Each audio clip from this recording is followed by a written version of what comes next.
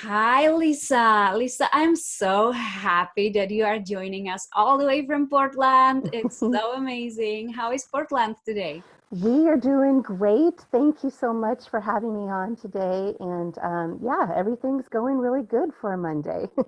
It's such a treat to have you because on a money show, you are the biggest fan of money. Like you are really passionate about this subject and you've been around for a long time, over 20 years. I would say 24, you said? Yes, as a licensed professional, I have done this for 24 years. So it's amazing. I started when I was 12, right? Right, right. Never too early to start. Exactly. Um, yeah, like we need to really educate little kids too about money, and sooner we start, like more natural, the relationship with money will be Oh, for yeah, them. So most absolutely. definitely. So you've been around for a while, and I know that you started in a corporate, but then you took everything and you created your own business. So I would like to hear your story, how it all happened, and what actually like inspired you to go private with it, to go into your Yeah. own business? Well, I'll just say that I grew up, born and raised Portland. I met my husband at Portland State. I was taking French classes and language as my degree, and I ended up having to take a thing called an elective class. And I think I just checked the first box on the list, and it was Accounting 101. And what I realized is very quickly that the creative side of my brain really dug the language and learning about cultures.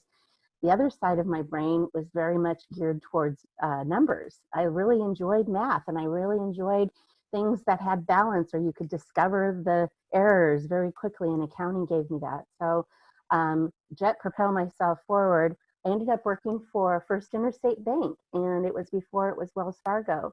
And I realized also that in those days of banking, this was in the 80s and 90s, Mhm. um, that it was all about service. It was all about relationship. You'd spend as much time with the clients. There was never a hurry up and try to, get through client after client quickly. It wasn't counted that way. It was just about make it right for the client. Do the right thing, stay as long as they could to make them happy and walking out completely satisfied, even if it meant reversing fees. And we had the authority at the branch level just to make it right or call the right department to get it taken care of. And so I look back in hindsight because you asked me what inspired me. But I got to be a licensed financial professional in both securities and insurances. And when the hostile takeover took over, I realized that a lot of our clients were very upset. They were the small car shop, the repair shop, or it was the beauty shop down the road, or the restaurant owner, or print shop owner. And these were real people with real lives doing the small business thing. And so what I realized, knowing that I really loved taxes and I loved the idea of the accounting side, and it paired so well for me with the service side of finding the right products and the right services that the client could use. I ended up going back to a lot of those old, the clients that were of the bank. I went and just knocked on their door and brought them cookies and started having conversations about how to save money and put some money aside and save on their taxes. And that really fed into retirement plans because, as you and I were talking before, entrepreneurship and being in small business or even starting your own business really is an act of courage. Um, but tax code in the United States was written for business owners.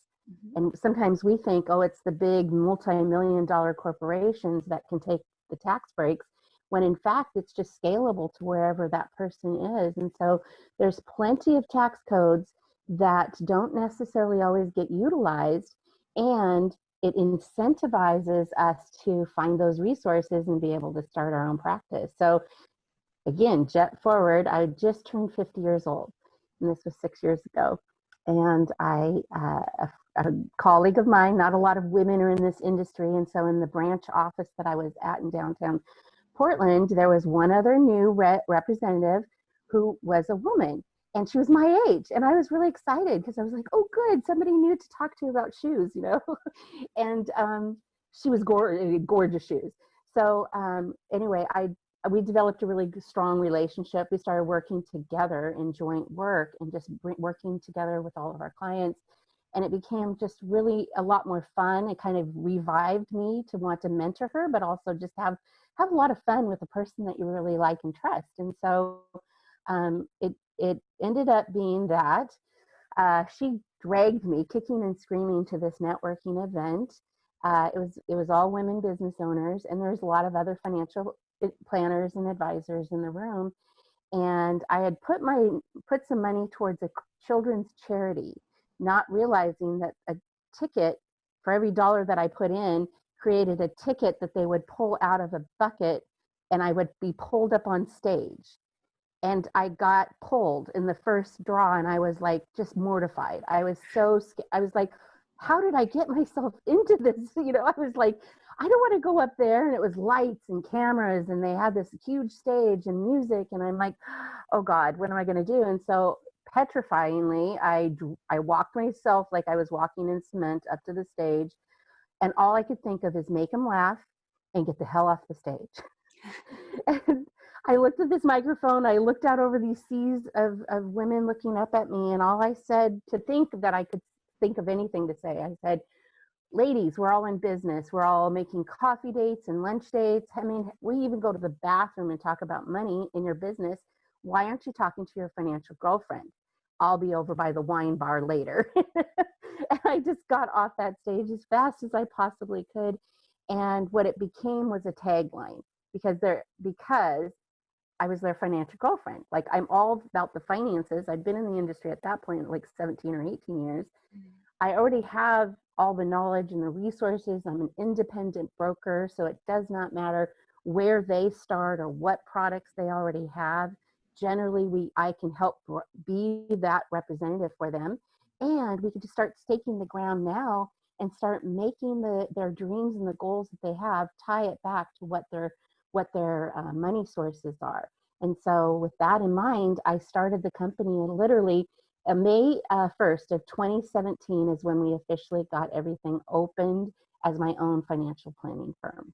What a wonderful story. I am like smiling ear to ear because what I'm getting, and you guys in the audience, you're probably feeling the same energy from Lisa. It's like warm, like heart to heart, person to person. And that's what she built this business on. Like she said, like she took cookies and went like neighbor to neighbor and told them about her own business. She invited them. She went on a stage, and she first thought was, let's make them smile. Let's make them laugh, right? Like, wonderful. Like, this is how it's done, you guys. I want you to pay attention right now. If you care about people, if you put your heart into it, if you really authentically connect, and we've been talking about this with Gloria, if you connect, amazing things will happen for you, and people are in business with you. So it's about that relationship. So I'm so glad that you brought this up, because this has been a theme through the whole series here, and it's beautiful, and it's true. It's like, without it, the business will not exist. So I am happy that you are so successful with that, and you get to help people not only with like individual, taxes and stuff, but also small businesses. Could you please tell us, Lisa, why is it smart to have a small business? Oh man, probably most number one for me is the tax advantages that we have. All Americans, and you make income. One of the strongest beliefs I have is all Americans who produce income. And to me, it doesn't matter what the zeros and dollars look like. It could be on this little bit on this end, or multimillionaires, but we all have the advantage of using tax code, and tax code changes from year to year. And so what we look at is, having the ability to create a lifestyle and be able to dream and put plans around how to make more money. And once you have some of these pieces, and fundamentally I have a system that I help people just understand what their buckets are and what the tax codes are implied upon each of those types of environments.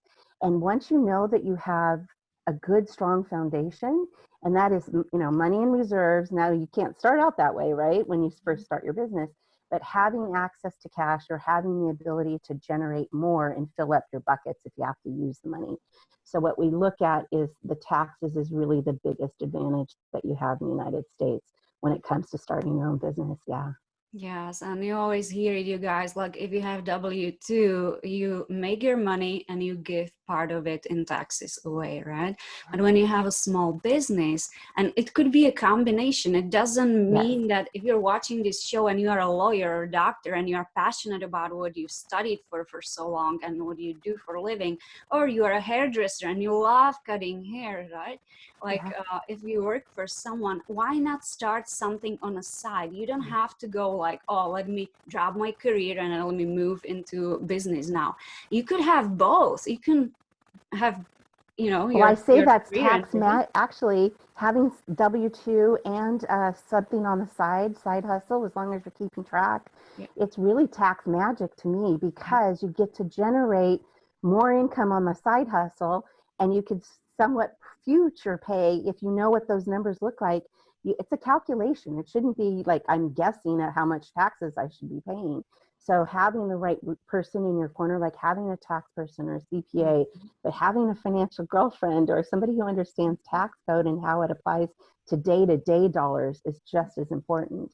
Yeah. And so, yeah, when I look at people and they have this ability to, like, a lot of dreams are, I work for a major corporation, but I do this on the side. And I have great stories around how to help people accomplish really things that they think are unfathomable, things that they think they can never achieve or be able to do. And just a couple of, you ask me a how question. I always say that, just ask me a how question. And I may not have an answer right there on the spot, but it will stick in my brain and it will culminate, and I will make sure that I have at least two ideas that I could bring forth and we can plot along and just figure out how that works. Yeah, it's perfect. And one thing I learned, so in 2009, when the recession was going on, I was I was going for my teaching job here in the United States. Actually, a couple of years prior to that, 2007, 2008, I got my credentials to teach in California, and I couldn't find a job because of the recession, right? It just happened, 2008. So I was stuck in this place of like, what am I going to do? I ended up being in special education where they still needed teachers, but it made me think, and I quickly ran out of money because I was not making enough money to, like, pay for my living expenses and my school at the time, because at the same time I went to school. So like, I started business at that time, and I learned pretty quickly that having a business and having a job and having more streams of income is the only way I will ever be safe in this economy, whatever economy we are in, right? So ever since then, for the past 12 years, 13 years, I've been doing that. I've been having like multiple businesses, and I still do have a job that I go to. And it's beautiful because right now, look how many people ended up being on unemployment or being, like part-time instead of full-time. And they are like, they're paycheck got cut and they don't know what to do, how to bring more money in. If you had more streams of income, you would not have that problem, right? Exactly. No, exactly. And when you look at, things that you can control, especially now, it's the fixed living expenses. So things that we don't even think about, like we get our cell phone bill and we never think to review it or to compare it against other programs. There's a lot of times right now our utilities, our water, our gas, or electricity, you call up those companies and they'll put you on what's called equal pay. So they'll look back in the last 12 months and divide it by 12. And now instead of, some months you're paying a lot higher and some months lower because of the weather or the seasons, now you can have an assurity about what your normal payment will be every month. And those are things that we have control over that we don't even think about, that could help maintain an even stream of income for us, especially when we're self-employed and it's so bouncy, right? All right. Wow. That is something I didn't know. That's great. That's great news. So I want to ask you, Lisa, so like, I know a lot of people are watching right now who are maybe thinking about starting a new business, but maybe they don't have funds for that. what options do they have? I heard something about personal line of credit and a business line of credit, and that's how, as far as my knowledge goes. But you mentioned something when we were talking prior to this show about, oh, there are many more options, and Yeah. I would love to learn about those. Okay, well, yes, a personal line of credit, you would go to your bank or credit union, and based on your credit and the income. So a lot of times, if you know that you're going to prepare to leave your job, or you're trying to put the timing in together to make sure that goes well, make sure you get those things, the lines of credit, personal on this side, make sure you get it in before you lose that last paycheck, right? Because they want to look at you as credit worthy. They want to know that you're going to continue to make the payments. If you max it out from the first day, they want to make sure that you're not going to say, oops, I can't pay this month because I didn't get my revenue. So you have to make sure those things are set up in prior to losing the paycheck. The second piece is on the business line of credit. They generally want you to have 2 years worth of tax returns. They want to know that you've got yourself up and going, and now it could be negative in your profits. They're okay because they have ways to make adjustments, or they'll look at different depreciations and things like that that will allow you. But the three things about credit, borrowing money, is the income. How is it going to be sustainable? Your credit worthiness, your credit score is going to pertain to where the interest rate comes in. And then your last one is collateral. And a lot of times your business loans and your personal loans, there's no collateral. So the other two have to be strong, have to be very, very strong. And anything over a 720 credit score is going to be looked at much more favorably than if you only have a 680 credit score. They may not even give it to you. So you have to be very diligent about making sure your credit's intact. Mm-hmm. The other resource that I was thinking when we were talking about this, when you want to start a business, again, most people, maybe they're coming from, a decade or so working at a corporation, and they finally have the courage to go out and do this on their own. I have a lot of great stories about this, but the best one is I have a gal who works here for the public transportation system in Portland, and she's going through a divorce, and I had known her as a friend, and I never really had a reason because she worked for a corporation. There wasn't really much I could help her with. But as soon as she told me that she wanted to buy a home, now this could be used just as easily for those that are self-employed, because I asked her, well, do you have any retirement funds from your job? And she goes, yes, I do. But I actually have one from even before I worked at the public transit. And I've just left it there. I haven't done anything with it. And I said, and it was about $60,000. And I said, well, if you want to buy a home, but if you want to start a business, it could be the same thing. I said, do you still babysit on the weekends for a lot of the neighborhood kids? She didn't have children of her own, but she was the perfect kind of grandma. She actually was called Nanny. And so I said, do you still babysit on the weekend? And she said, yeah, I still make maybe $300 to $500 a weekend for kids and the parents that want to go to a Blazer game, or they want to go out for dinner, and I'll babysit a couple of kids, a couple hours every weekend. And I'm making, cash. And I said, well, are you willing to report that on a Schedule C as if you're self-employed and that's your side hustle? And she said, well, what do you mean? Why would I do that? Because here she's not, technically has not been paying taxes on any of this money.